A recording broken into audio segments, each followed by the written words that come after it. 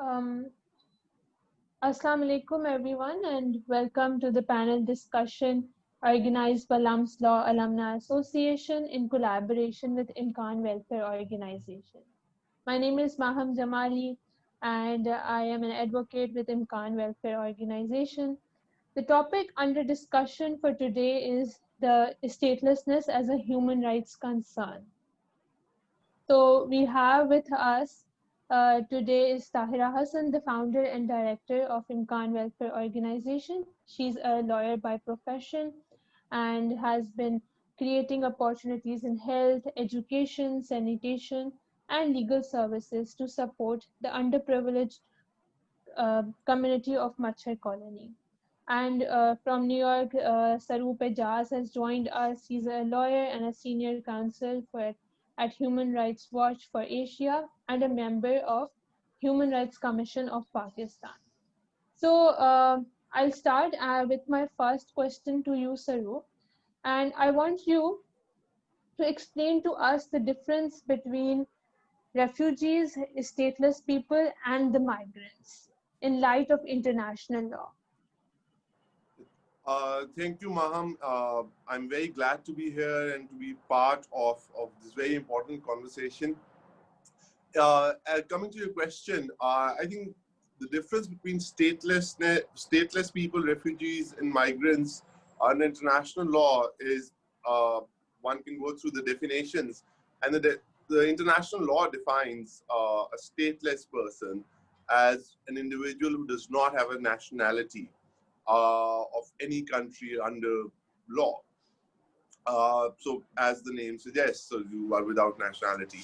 A refugee, on the other hand, is not identical to a stateless individual.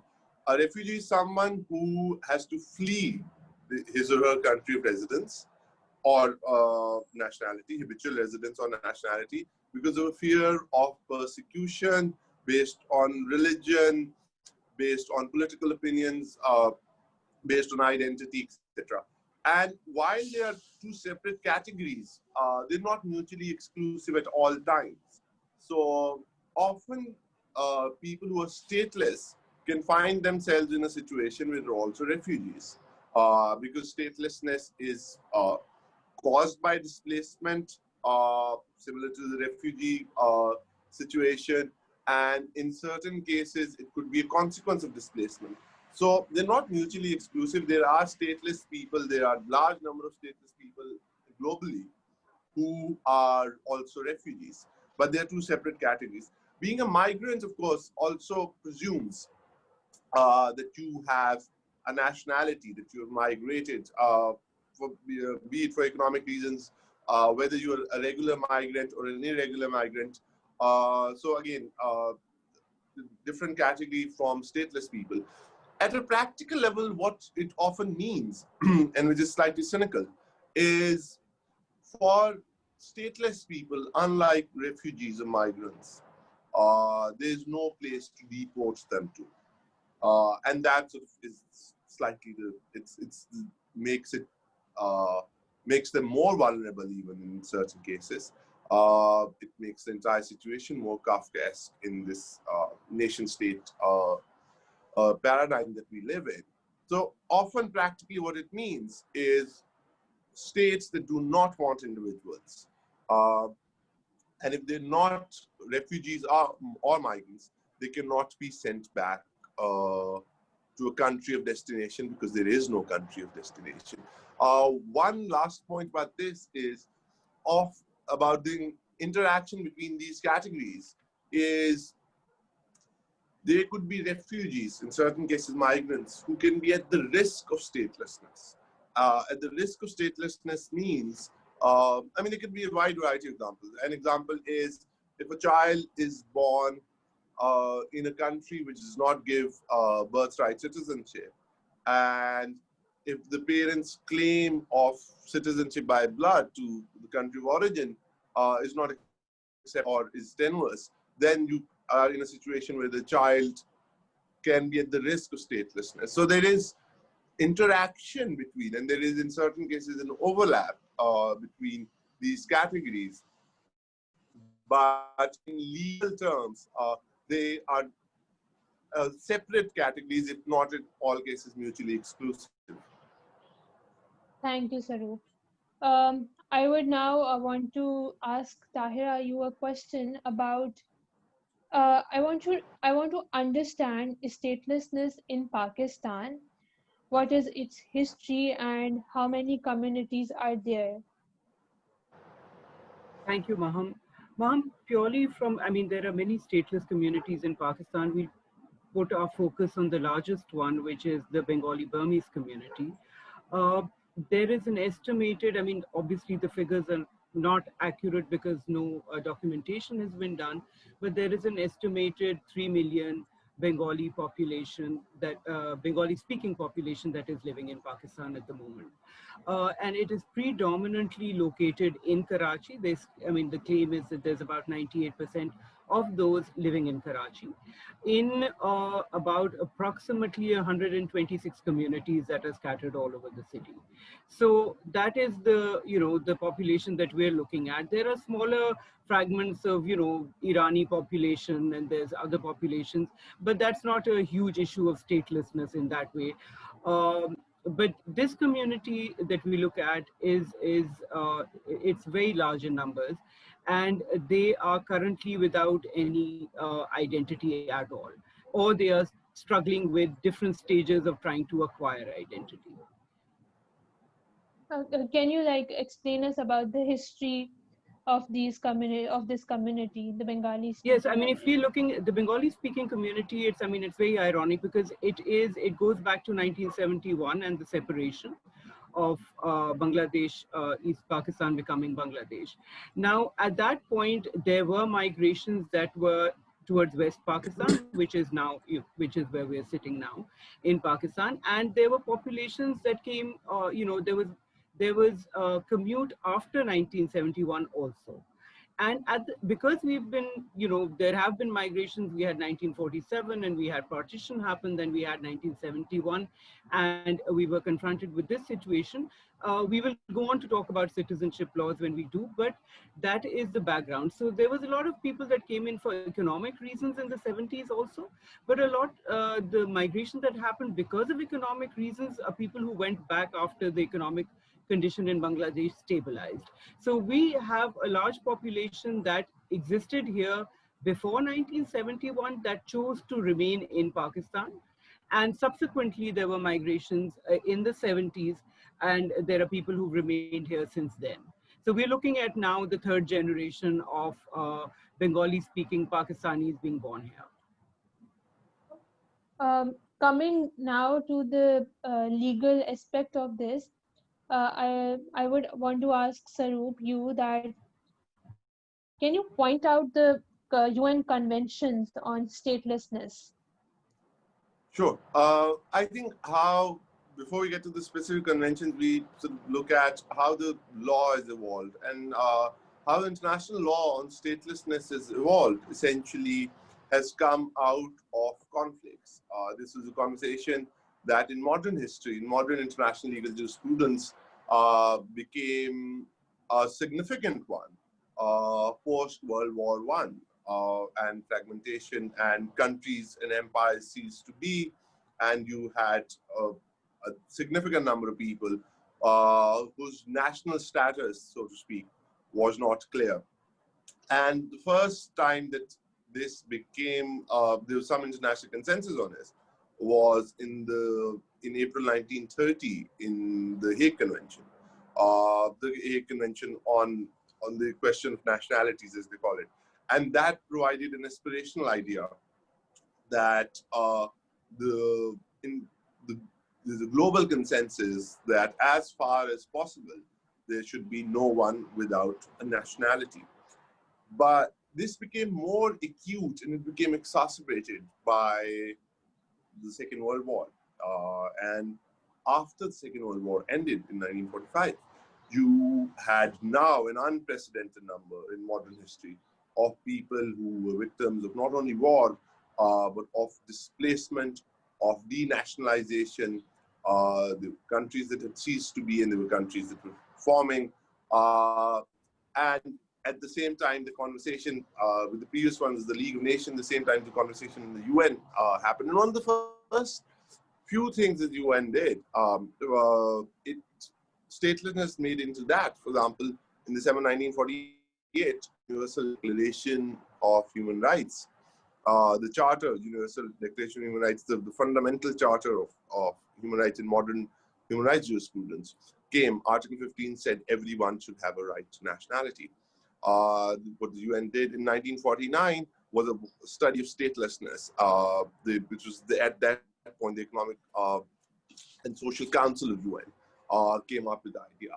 And what they did was they came up, starting from 1949, with a series of international conventions on that. The first one was, and it's going back to the first question on how it's linked and sometimes viewed in some linear fashion on the same larger paradigm, was the Convention on the Rights of Refugees in 1951. In 1954, the first convention on the right on the status of stateless people, individuals, persons came. And then in 1961, there's a reduction of statelessness.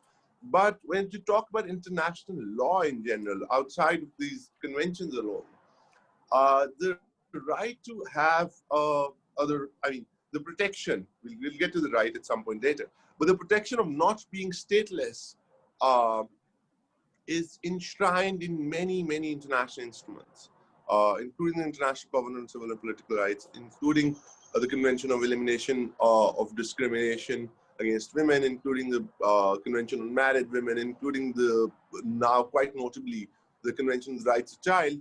So arguably now, actually, maybe not arguably, for the conventions or the protection against statelessness as an international law principle is now part of what we call customary international law.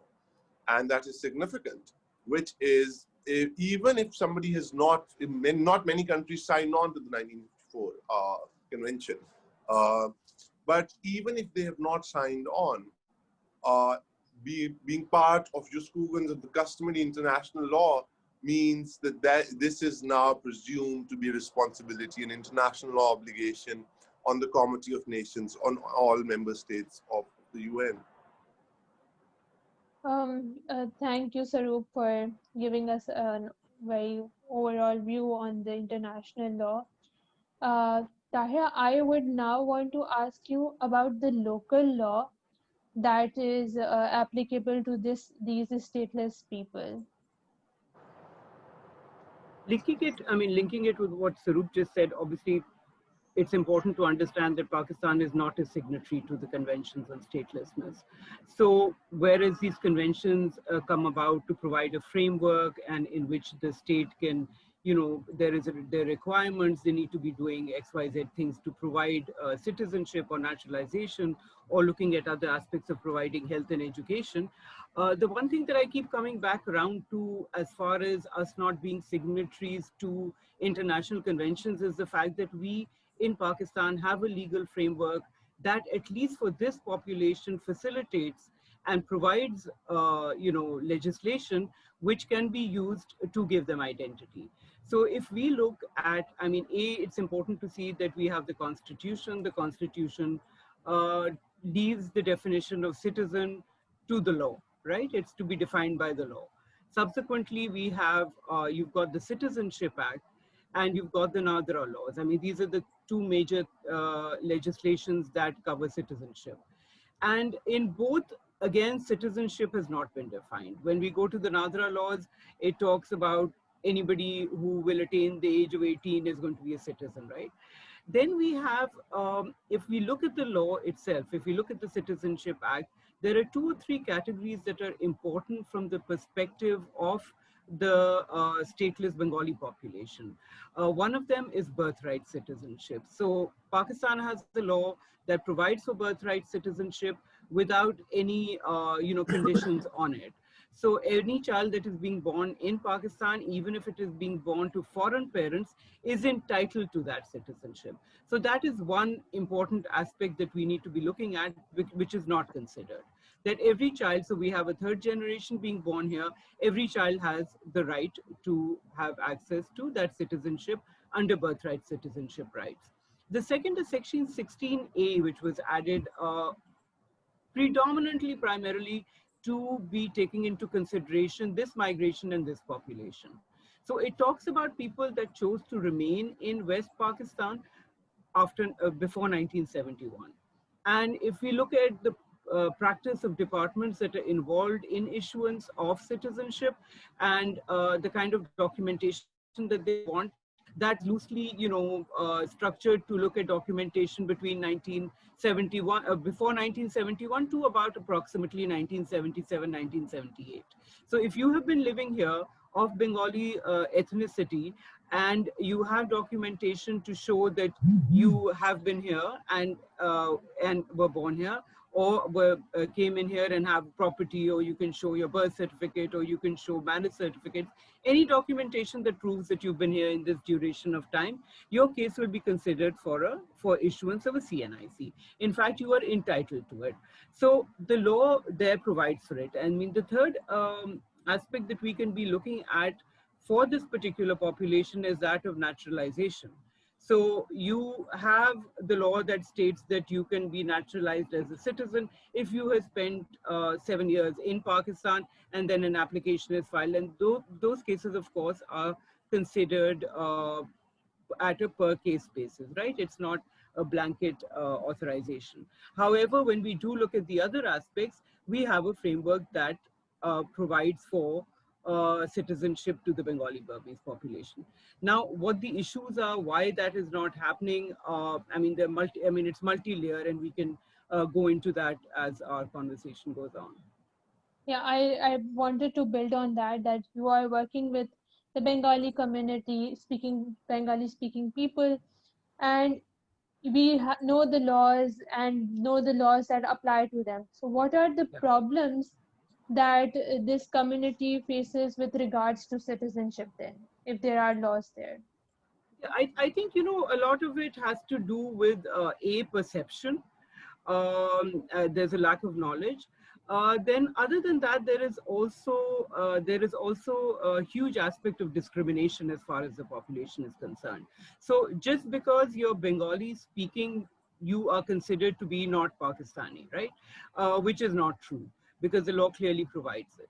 So the moment that you look at cases that go into the system, even, if we look at the cases that we've been dealing with, and you're well aware of them, that if there are people who have been issued identity cards, and subsequently the identity cards have been blocked, or when they've gone for renewal, that they have had problems with it.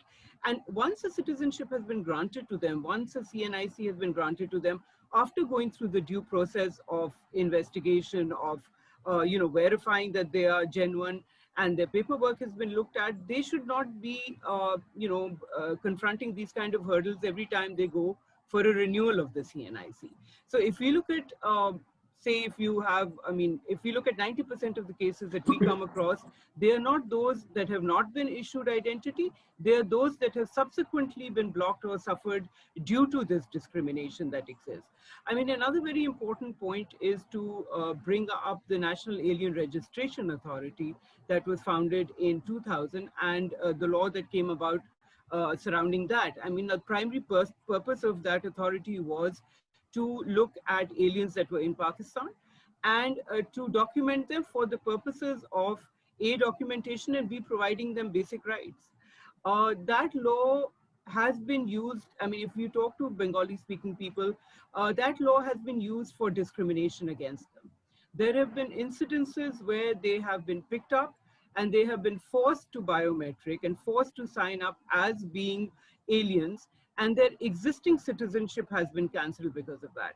Now, it is, I mean, it's just, makes no sense, because why would anybody who has existing citizenship voluntarily go and sign up for being an alien, which cancels out their citizenship status? So there is obviously, there has been discrimination here. And what happens with the NARA card is that if you go and get issued a NARA card, your entire family gets blocked off. So you can have, 60-member family, 40-member family gets their ID cards cancelled because one person in the family has been picked up and forced to sign up as an alien. So these are the challenges that you confront in the system, other than the fact that obviously due to the discrimination, and there is obviously a lack of education also. I think that's a very important factor that we need to be looked at, because when we're talking about human rights violations and we're talking about statelessness being a human rights issue, I think the predominant thing that comes up is, what do we lose by not having our identity? So we have people who have been living in this country since 1971. They have no access to health, public health. Their children have no access to education. You cannot go to school without a birth certificate, without a bay form. You cannot sit for your high school exam. Schools don't give you admission without that documentation and without your parents' CNIC cards. You have no access to employment. So the employment that you do get is underpaid, and you have no rights as far as anything there is concerned. So these children get caught up in this. You can't own property, you can't have bank accounts, you can't have a telephone SIM. I mean, every day to day, freedom of movement gets impacted. People are scared, or these people are scared of coming out of their communities because of the fact that they might be confronted with law enforcement agencies. There might be extortion. So it limits everything as far as their lives is concerned. And that's a very important thing to look at, because if you don't have the education, it's not a community that is developing in terms of gaining any kind of empowerment to be able to even agitate for their rights. So every community that has a privileged class has that potential of agitating for their rights. However, even when we look at minorities in the country, where you have a privileged, educated class, there is somebody who is raising a voice for you. Here we are looking at a community that is completely under the grid, and their children are caught up in this cycle of poverty, illiteracy, and lack of access to any kind of basic facilities. That's right. Saroop, like Tahera explained us that these people are being given citizenship, they are being given identity documents. So, under the international framework, is it possible to remove someone's identity? And like these people they're being given the CNICs, but then they are blocked and they are being forced to get biometric done and get a NARA card. So is it possible to have this? Um, sure. I'll just begin by listening to what Tahera was saying. And I think that conceptual clarity, and that's also linked to your question, of why do we need citizenship? Why, I mean, we are talking about people who don't have it, but why is it important to have citizenship? And I was just thinking of something that happened a few days ago. I'm in New York, in the US, had their election on in-person voting on Tuesday, and a very dear friend, a brilliant colleague of mine, went to vote, and due to some bureaucratic glitch, she was told that you are not in the system, and she sent a message saying that I'm really exhausted at not being in the system, because she was the third child of Chinese parents in mainland China under the two-child policy. So her birth, so to speak, was illegal, was not in the system.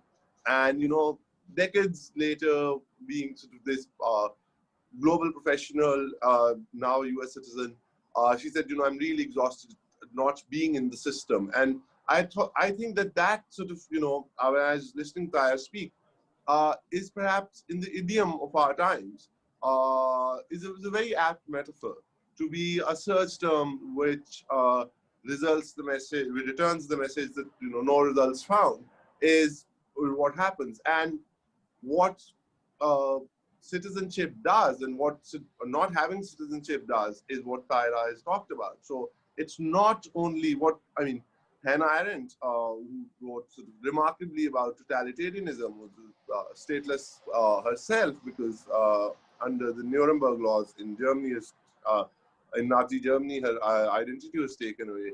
she came with an arresting phrase that subsequently, I think, informs the international jurisprudence on statelessness and citizenship. And the phrase that she came up with is the right to have rights. So what Tahera is saying, if you don't have citizenship, you lose in many ways the right to have rights. In a Central European country, Slovenia, they call the Roma people, who one of the first victims of the Holocaust, who's still stateless in Europe, they call them the erased. So, which is, I think, again, what Tahera is saying, they're under the radar, invisible, reduced in abstraction. And now linking that to, can a nationality be taken away? Under international law, because you have the right to not only a nationality, you now have a right to an identity, which is a broader term than even nationality. And one legal document that now international that says it out is the Convention on the Rights of the Child, Section 8. It talks about the right to have a nationality, a name, a family, etc. So, you cannot be stripped of your nationality arbitrarily. This is something, the onus for which, and you cannot strip somebody of a nationality which will render them stateless. So this is an important distinction. So now, under the whole plethora of counter-terror laws around the world, there's a Shamima Begum case in the UK that you might have heard of. It's about a Bangladeshi woman. But you cannot strip somebody of a nationality. A country cannot, if they would be left with no nationality then. The second is to denationalize someone, to strip, is something which can only be done in very, very extreme circumstances, and only then if somebody has another nationality to fall back upon. So it's in the case of dual citizenship. In the case that, in the example that Tahera was talking about, I don't think that this, firstly, I don't think they're being stripped of nationality because they're not being given nationality in that sense. But if they are given identification cards, it cannot be taken away. Because it cannot be taken away if we leave everything else aside, because that would make them stateless. And while giving citizenship, the constraints of international law are such that the Article 1 of the Hague Convention of 1930 says that giving citizenship is part of state sovereignty. So international frameworks will not compel a state to give someone a nationality because, that's the red line for state sovereignty. But taking away sovereignty, taking away nationality is regulated by international law. And it is essentially, again, I'm sort of, to go slightly, a historical context, it is part of really an ancient practice of the worst kind, to denationalize someone. And it comes from the era of the city-state, where people would be banished outside of the city walls, and that would mean civic death or physical death. So there is, in this case, there is no moral justification for this, no ethical justification for this. But it's equally clearly, there is no international legal justification, or even domestic legal justification, which Tahera is, while the law is vague, to denationalize someone is not something that's simply permissible. It is, it's not allowed under international law. Saroop, I'll just pick up from what you just mentioned, just to add some clarity to it. The majority of cases that we look at are people who have been issued CNICs.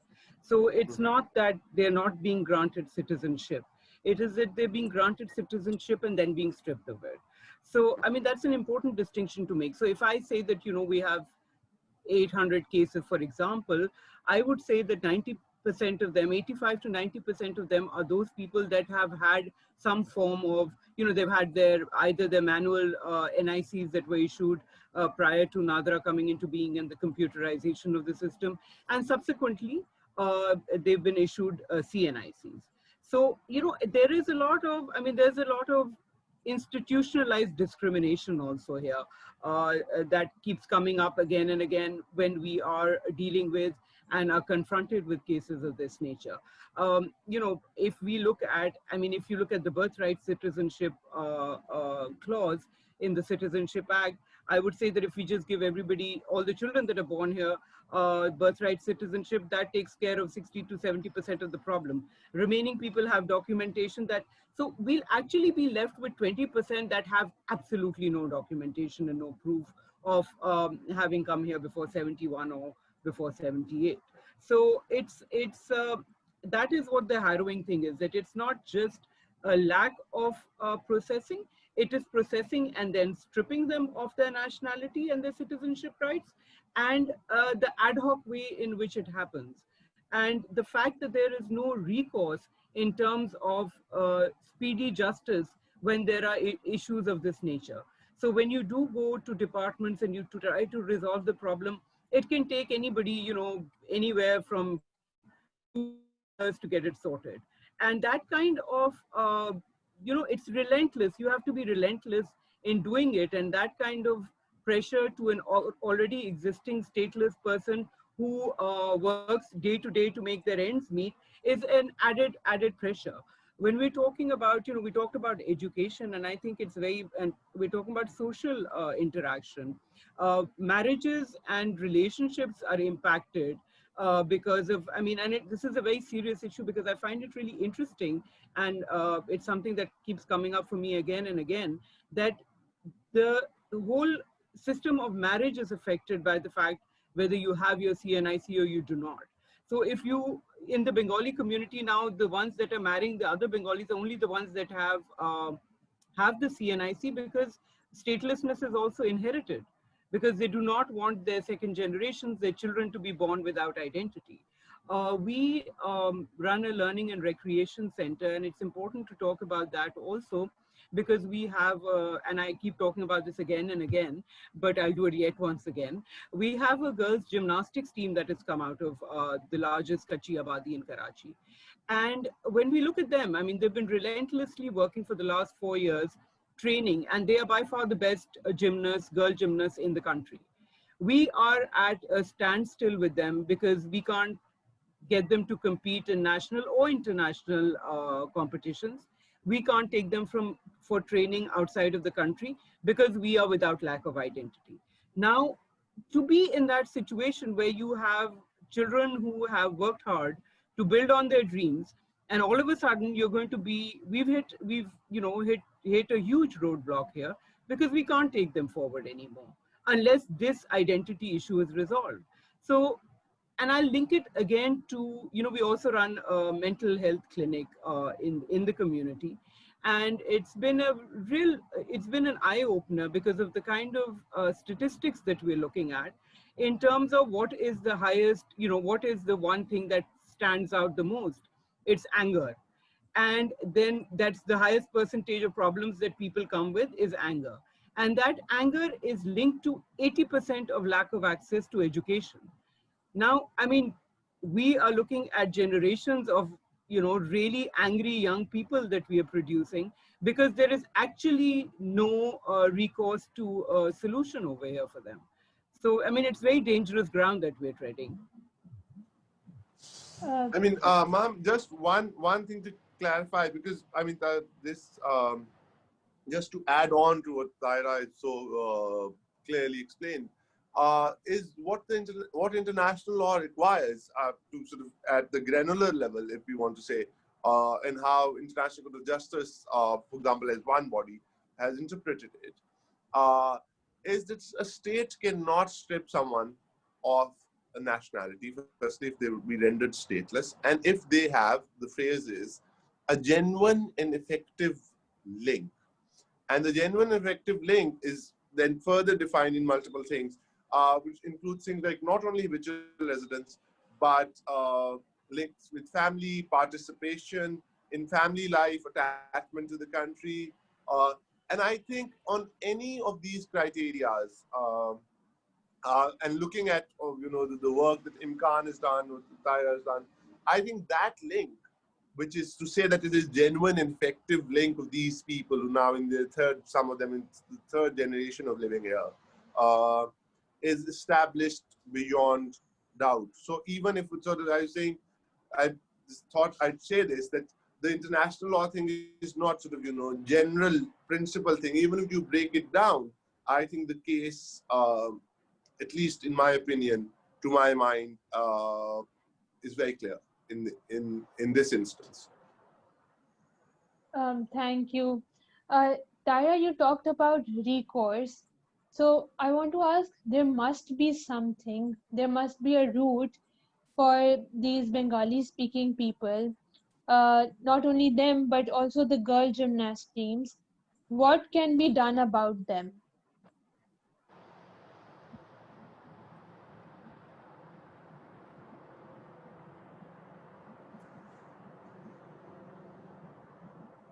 Can you, I lost you there completely, mom. You would.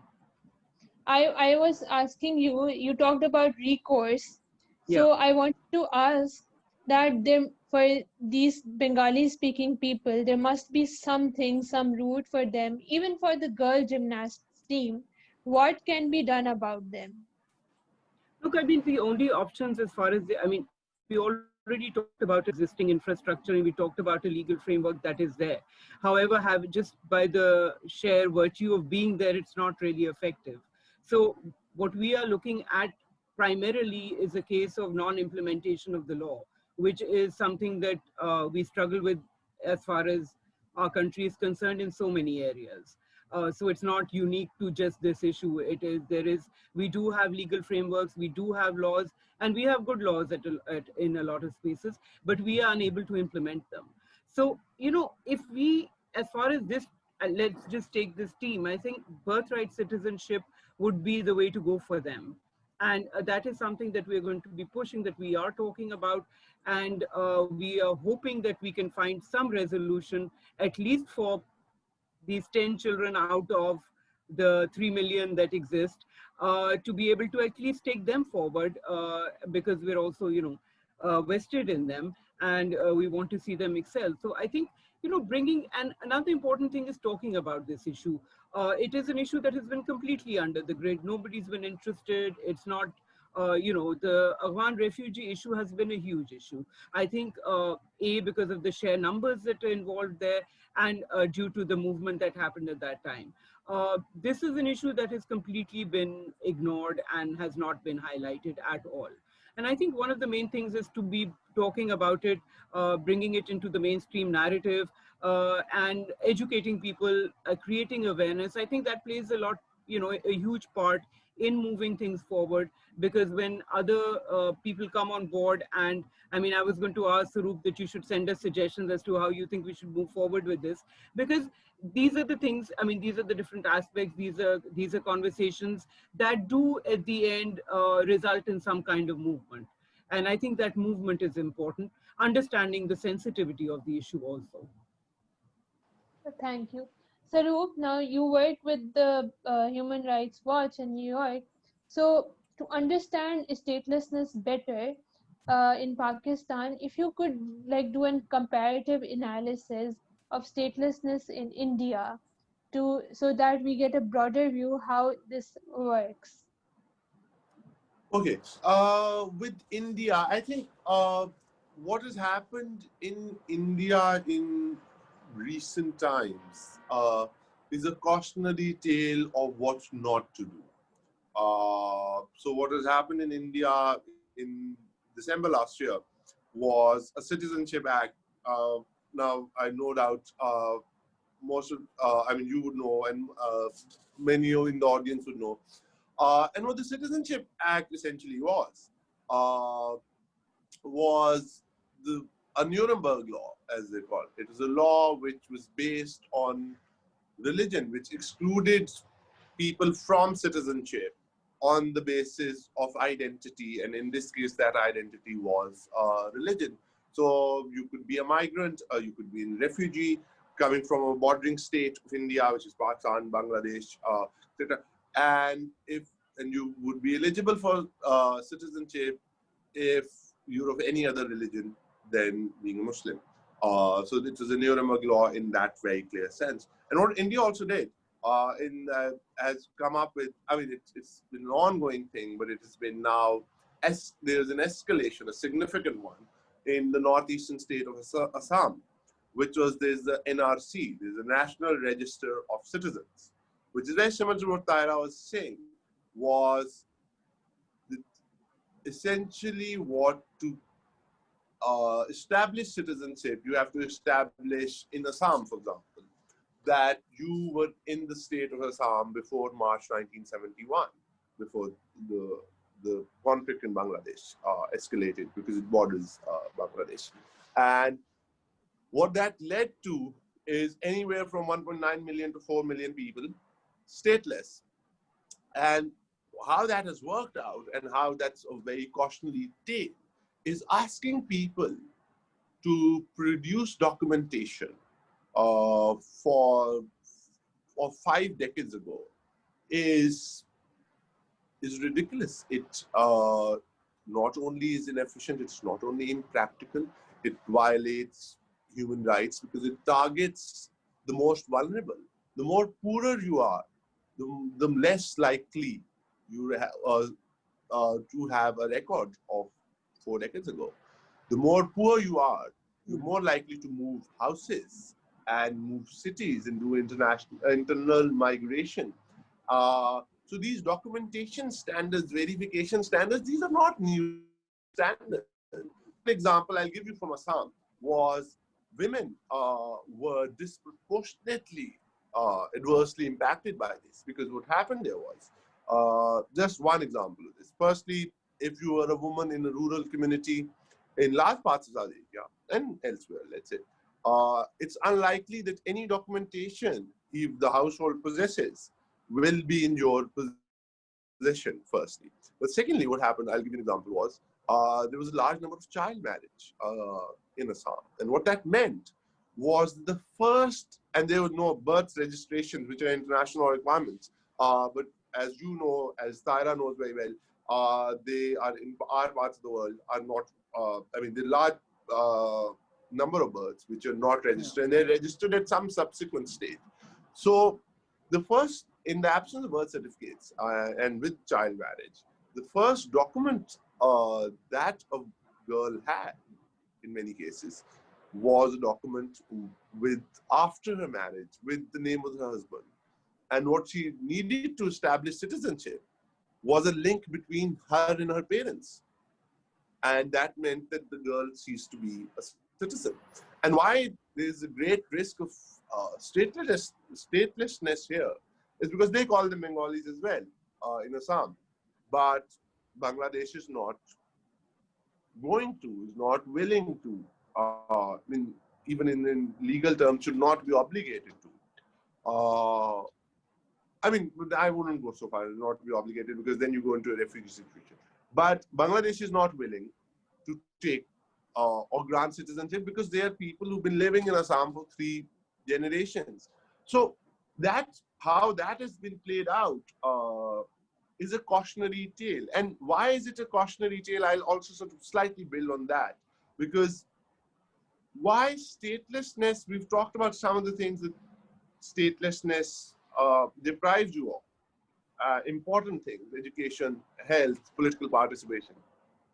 But statelessness does one thing notably as well, which it makes you very vulnerable, not to internment only, to internment centers, but to violence. And now there are 2 million citizens, citizens in limbo, if they're not stateless now, who are also from a minority group, because a lot of them are Muslims. And what that not only means that they have been stripped of all civic rights. There is civic debts. They've been reduced to an abstraction as citizens, but which can also mean that physical harm can come. And I'll just sort of talk about one thing, and it's linked to the, because we've talked about the Bengali community in Karachi, which is a lot of them are essentially from Burma, is what happened in Burma, what is happening in Burma with the Rohingya. And again, there was a 1982 citizenship law which refuses to acknowledge the Rohingya Muslims of the Rakhine state as citizens. And what that has meant is not only disenfranchisement, but it's also meant that there is an ethnic cleansing now. And they have now, so we have other examples from the region, which is Bangladesh. So Bangladesh has now, because of the human rights crisis, crimes against humanity, ethnic cleansing crisis in Burma, Bangladesh now is a humanitarian crisis because these people then crossed the river and went to Cox's Bazar in Bangladesh.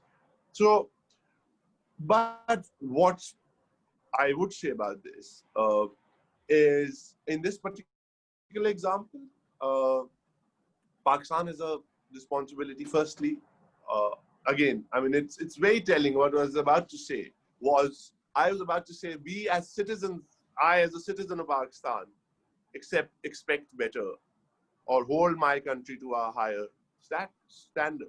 And that, of course, is ironic, and also sort of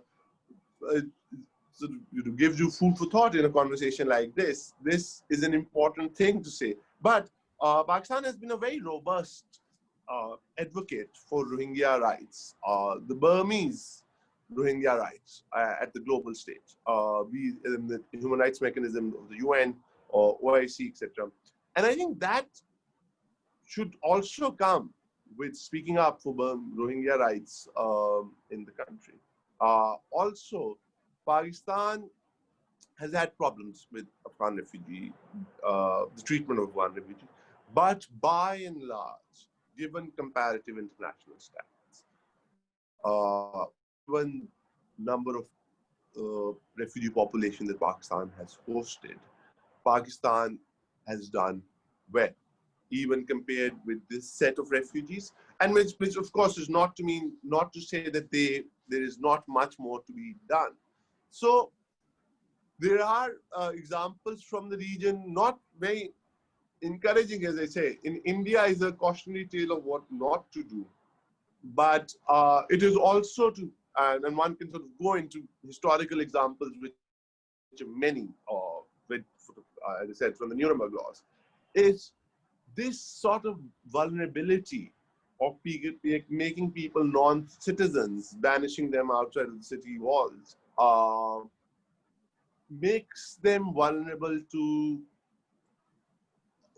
horrific abuses. And I think Tahera has taken the lead on this, and the Pakistan human rights community, but also Pakistani political agenda needs to catch up, because we should hold at least our state to a higher standard.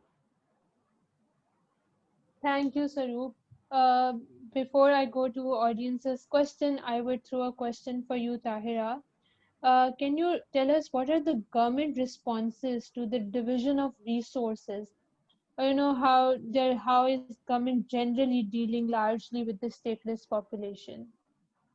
So I think, well, they're completely invisible as far as government resources are concerned. There is nothing that is coming their way. The communities that they live in do not have even the basic, necessities that the government framework is supposed to provide. We can also look at, the recent COVID incident, for example. So with the pandemic, obviously we've had the lockdown, and we've had the subsequent impact of the lockdown on the entire country, actually. So we've had the Prime Minister's, SR's program. We have had multiple non-governmental organizations working to provide relief in terms of financial relief, in terms of ration at that point when people were completely without work. Now, as far as this community is concerned, it was invisible to all the relief also, because the SR's program took into consideration, you needed a CNIC to be able to access the SR's program. So that is, we were completely left out in the cold as far as that is concerned. Subsequently, other than the fact that there were a few NGOs that did work with providing ration relief, even the NGOs were working with, and I mean, that was for the sake of documentation, for not avoiding duplication. However, the impact was on the community that without your NIC, CNIC, you were not even being given ration. So that left this community completely vulnerable. When we look at health facilities, I mean, we have no access to health. Government facilities do not entertain us, and you can't afford private facilities. When we're talking about hopelessness and mental health issues, this community as well, a lot of other communities that are relatively underprivileged, there is a rising statistic of drug addiction in young people. Now, when we look at, for example, at our facilities, when we look at accessing drug rehabilitation centers, we don't have access to them because we don't have identity. So there is actually no way. So even if you want to get out of, the kind of situation you are in, the government rehabilitation centers will ask for CNIC. We've been liaising with them, speaking to them, and we hit a roadblock as far as anything is concerned. So when you're talking about resources, when you're talking about any kind of basic necessities, we're looking at basic rights. We are completely a deprived community, and nothing is being funneled into. Even if you take this community and say, okay, this is a stateless community, until the issue of issue of statelessness is resolved, there are basic needs that need to be provided. And what are we doing for that? I mean, as a state, what are we doing for that? It's completely been ignored. I do understand that we as a country have multiple issues. We have multiple underprivileged communities. We struggle with providing health. We struggle with providing education, but not to even have the possibility of accessing health and education. I think that's a very important point, that, okay, I belong to an underprivileged community, but I do have the possibility of going to a government hospital if I need to. The kind of service I get over there, the kind of problems I face is a completely different ballgame. But at least I have that possibility. Here we're looking at, it's land, and we have no access to any kind of care at all. So that's where we are as far as government's, response to the stateless community is concerned. Thank you.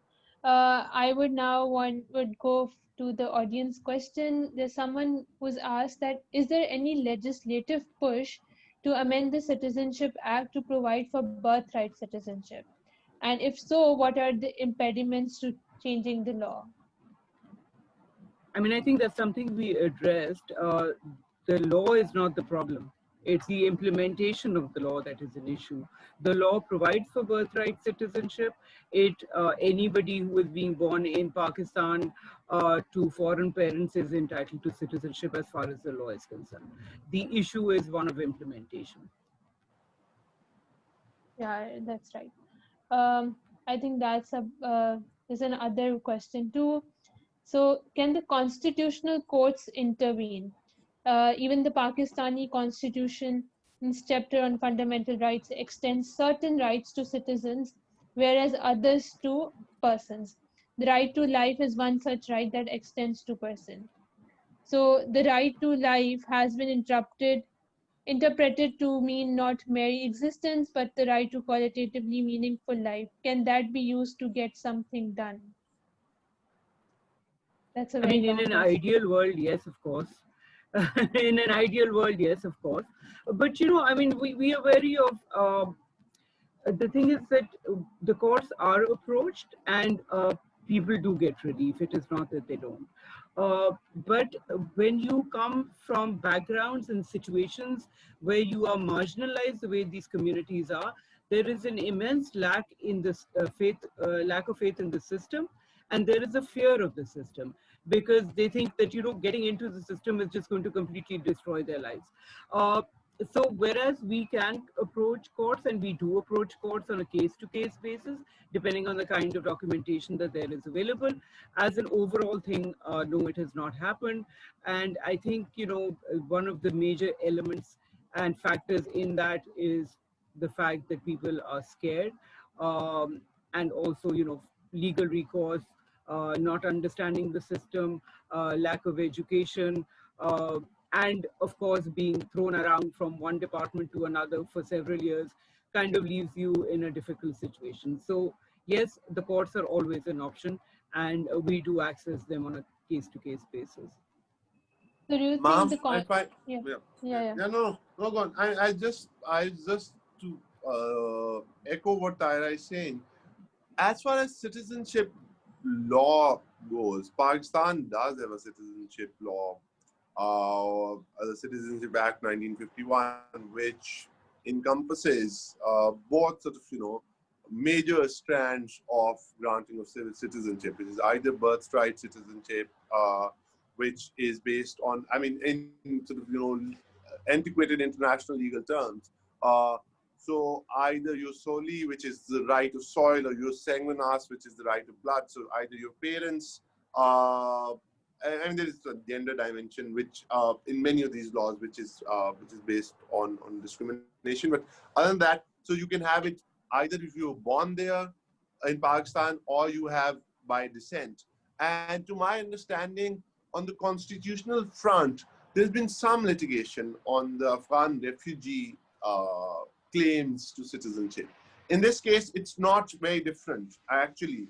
The claim of if you're arguing for a birthright citizenship, the refugee or stateless status of the parent or the parents would not really matter. But I have to agree with Tahera that while there has been and there continues to be relief given by Pakistani courts in individual cases, at least to my knowledge, there is no seminal judgment which sets out the law, for want of a better word, on the question. I think we are done.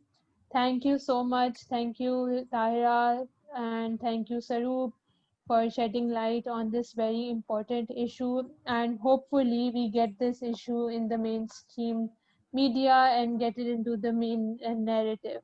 Thank you so much. Thank you. Thank you, ma'am. Thank you, Tahera. It was a pleasure.